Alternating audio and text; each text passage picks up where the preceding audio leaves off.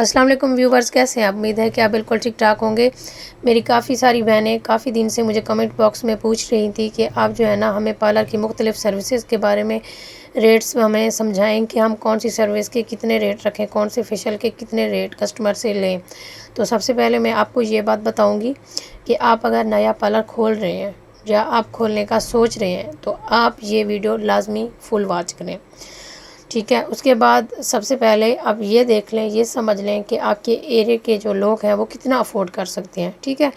एक तो आप उसके हिसाब से रेट रखें। दूसरे नंबर पर आप ये देखें कि आपने जो प्रोडक्ट लिए हैं, ठीक है, वो कितना हद तक आपको रिज़ल्ट दे सकती है, ठीक है। दूसरे नंबर पर आप जो है ना उसके प्रोडक्ट के हिसाब से देखें, जितना अच्छा प्रोडक्ट रिज़ल्ट दे उतनी अच्छा आप रेट रखें। तीसरे नंबर पर, ठीक है, बाज़ दफ़ा ऐसा होता है आप नॉर्मल प्रोडक्ट से भी अच्छा रिज़ल्ट दे सकते हैं, ठीक है। अगर तीसरे नंबर पर आप मुतमईन हैं कि हम अच्छा रिज़ल्ट दे सकते हैं, हम अच्छा काम कर सकते हैं, तो उसके हिसाब से आप अच्छी प्राइस रखें। अगर आप ज़्यादा मेहनत करना जानते हैं, ज़्यादा आपको प्रोडक्ट का एक्सपीरियंस है, ज़्यादा नॉलेज है, तो आप जो है ना कर सकते हैं, कम प्रोडक्ट से भी अच्छा काम कर सकते हैं, तो आप उस हिसाब से रखें।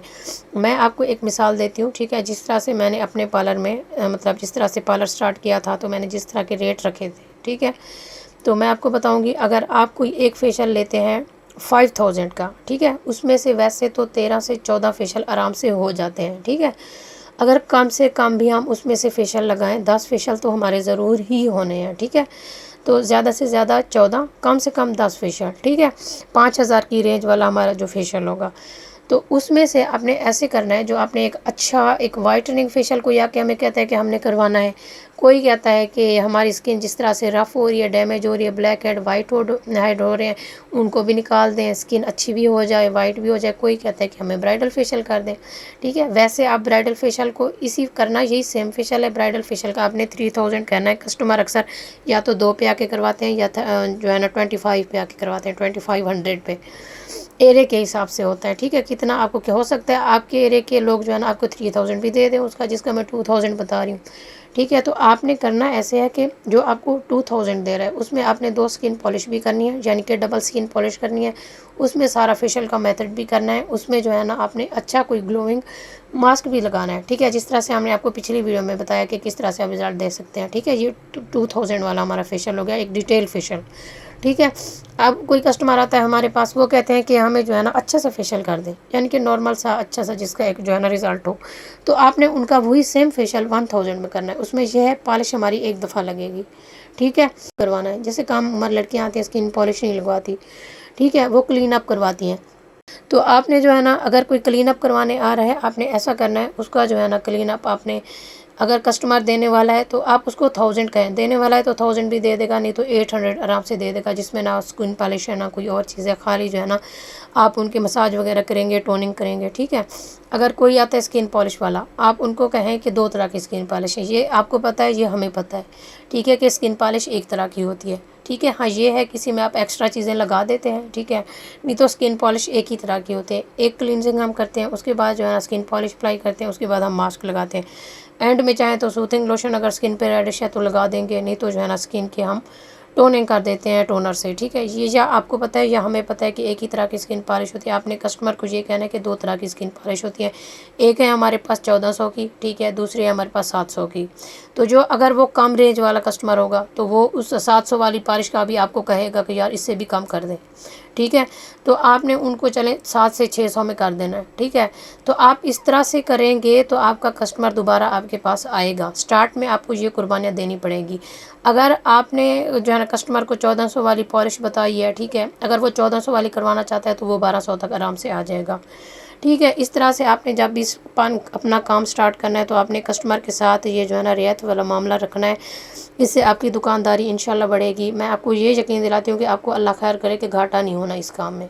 माशाल्लाह से आप जितनी मेहनत करते हैं उतना अल्लाह पाक जो है ना आपको उसका जो है ना मेहनत के बदले में फल अता कर रहा होता है, ठीक है। तो आप जो है ना जितनी भी मैं कहूँगी मेहनत करेंगे, अगर आप 1000 वाले काम का 500 भी ले लेंगे ना, फिर भी अगर उस टाइम आपको लगेगा कि यार काम मैंने इतना किया है कि पैसे उसके थोड़े मुझे मिले हैं, फिर आपको पता नहीं चलेगा कि अल्लाह मियाँ ऐसी जो है ना और जगह से आपको उससे भी डबल पैसे दे देगा। आपको पता वहम गुमान में भी नहीं होगा कि अल्लाह पाक उससे भी डबल काम आपके पास भिजवा देगा, जिससे जो है ना आपके पिछले काम की भी कीमत वसूल हो जाएगी। इसी तरह से वैक्सेस आ जाते हैं। वैक्सेस के बारे में भी मैंने आपको बताया था कि जिस चीज़ की, चाहे वो वैक्स है, चाहे वो मैनीक्योर है, पेडिक्योर है, हेयर सर्विस है। हेयर सर्विस तो आजकल बहुत महंगी हैं। हेयर कलर्स वगैरह, आपको पता है हेयर कलर्स वगैरह बहुत ही महंगे हैं। या केराटिन की बात करें, रिबॉन्डिंग की बात करें, ठीक है, ये काफ़ी कॉस्टली प्रोडक्ट हैं। फेशियल वाली प्रोडक्ट हमारी फिर भी अफोर्डेबल होती है। हम हर तरह की प्रोडक्ट से जो है ना अच्छा रिज़ल्ट दे सकते हैं, हमें पता होता है। जो हेयर कलर्स हैं, ठीक है, आपको अच्छा सा उसका जो है ना एक तो कट डाउन का सामान लेना पड़ता है, अच्छा सा आपको हेयर कलर्स लेना पड़ता है, ठीक है। तो काफ़ी जो मेहनत वाला काम होता है। अगर आपके पास कोई हेयर कलरिंग वाला कस्टमर आ जाता है, ठीक है, आप पहले उसको जो है ना उनकी लेंथ के हिसाब से बताएं। आप देख लें कि उनका कट डाउन भी लगना है, आप देख लें उनका जो है ना हेयर कलर भी रखना है। उन्हीं पैसों में हेयर कलर आना भी है, उन्हीं पैसों में कट डाउन भी आना है, ठीक है। आप जो है ना अगर मीडियम लेंथ है तो आप उनको 6,000 तक बताएं। अगर फुल जो है ना लेंथ है आपके कस्टमर की, मीडियम से भी ज़्यादा है, लार्ज उनके बाल हैं, तो आपने जो है ना उनके 7 से 8,000 लेने हैं, ठीक है। तो आपने कस्टमर को इस तरह से अपने रेट बताने हैं। अगर बाल छोटे हैं, शोल्डर तक हैं या शोल्डर से नीचे हैं, आप उनको 5,000 बताएं, ठीक है। तो मैं आपके साथ बाद में ये भी शेयर करूंगी कि कौन सी कंपनियों के जो हेयर कलर हैं वो रीज़नेबल है, कौन सी कंपनियों के आपको लेने चाहिए, कौन से नहीं लेने चाहिए। इस पर भी इंशाल्लाह हम वीडियो बनाएंगे। तो आपने जो है ना फिर कस्टमर को रेट बता देने हैं, हेयर कलर के इतने इतने हैं। अक्सर दफ़ा कस्टमर ये समझ रहे होते हैं कि हम पॉलर्स वाले हैं, खुद इतने पैसे हम रख लेते हैं, ठीक है। तो उनको ये पता नहीं होता कि प्रोडक्ट कितनी महंगी आ रही है। अगर कस्टमर इस कीमत में राज़ी नहीं होता, आपने कस्टमर को जाने नहीं देना, ठीक है। तो आपने उनको कहना है हम आपको प्रोडक्ट लिख देते हैं, आप जो है ना मंगवा लें। तो कस्टमर टेंशन में पड़ जाता है, वो कहते हैं नहीं हमें थोड़ी पता चलता है हेयर कलर का, हमें थोड़ी असल नकल चीज़ का पता चलता है, नहीं आप खुद लें। तो वो जो हमने जिस चीज़ के 8,000 बताए थे, 8 से जो है ना वो 7 तक चलो करवा लेंगे, जिसका 7 बताया था उसका 6 करवा लेंगे। हेयर कलर में ये है मेहनत आपकी ज़्यादा होती है, ठीक है। तो जिस तरह से आपको मेकअप में पैसे बच रहे होते हैं, जिस तरह से आपको फेशियल में बच रहे होते हैं, जितना आजकल हेयर कलर महंगे हो गए हैं, तो जो है ना उतनी आपको हेयर कलर में मेरे ख्याल से बचत नहीं होती।